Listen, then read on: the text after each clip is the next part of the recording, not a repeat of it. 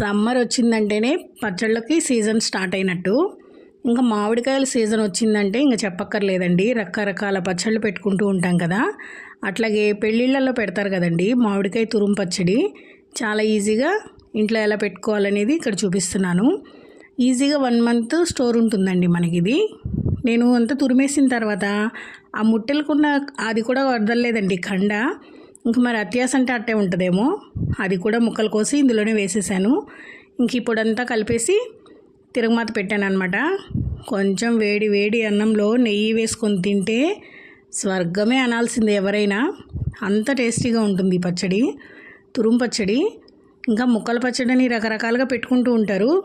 ఇప్పుడైతే నేను తురుము పచ్చడే పెడుతున్నాను. వాసనకే ఇల్లంతా అసలు ఎంత మంచి స్మెల్ వస్తుందో. టేస్ట్ అయితే చాలా బాగా కుదిరిందండి. ఇంక ఈ సమ్మర్ అయిపోయేలోపు ఇంకా మనకి దొరికినప్పుడల్లా పెట్టేసుకోవడమేనమాట మామిడికాయలు.